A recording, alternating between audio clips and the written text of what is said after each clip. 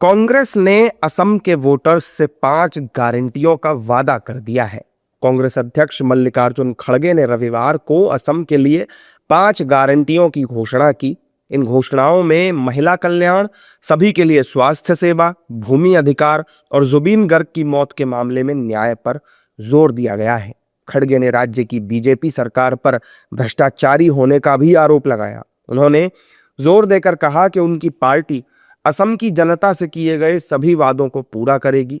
खड़गे की इन गारंटियों पर बीजेपी की प्रतिक्रियाएं भी आई। बीजेपी कह रही है कि पहले अपनी पार्टी के नेताओं की गारंटी कांग्रेस ले ले और फिर किसी से बात करे। वो जो है वो देश में गारंटी का ठेका लेके घूम रहे हैं। अरे भैया, पहले अपनी पार्टी और अपनी पॉलिटिक्स और अपने जो नेता हैं उनकी तो गारंटी ले लो पहले, कि कहाँ जाएंगे, क्या बोलेंगे, कैसे कहेंगे, किस तरह की निगेटिविटी से भरी हुई बात करेंगे। तो जब तक जो है वो इस तरह के डायनेस्टी के डिफाल्टर डींगबाजों की जो पार्टी है, वो जब तक जो है वो अपनी पार्टी के, अपने जो डायनेस्टी के डिफाल्टर डींगबाज हैं उनकी गारंटी नहीं ले पाएगी, तब तक जो है वो देश उनकी किस गारंटी पे विश्वास करेगा। मुद्दा ये है कि कांग्रेस की किसी बात पर जनता को भरोसा ही नहीं है। ऐसी गारंटियां हारने वाले कुछ भी दे सकते हैं। उनको ये ज़रूर विश्वास है कि मोदी है तो मुमकिन है, मोदी है तो जो बोलेगा वो करेगा। बाकी कांग्रेस क्या बोलती क्या करती है, इन वर्षों में दुनिया ने उसको देख लिया है।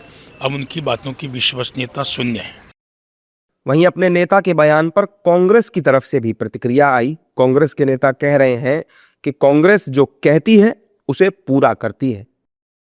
नहीं, निश्चित तौर से हमारी सरकार वहाँ बन रही है और हम जो हमारे राष्ट्रीय अध्यक्ष जी ने कहा है उसको हम पूरा करेंगे। और कांग्रेस हमेशा जो कहती है वो उसको पूरा करती है, चाहे वो असम हो चाहे केरल हो। जो हम जहाँ कहेंगे उसको पूरा करेंगे। दरअसल असम विधानसभा चुनाव की तारीख नजदीक आने लगी है, जिसकी वजह से असम की सियासत में बयानबाजी भी तेज हो गई है। अब कांग्रेस अध्यक्ष खड़गे की गारंटियां चर्चा में हैं।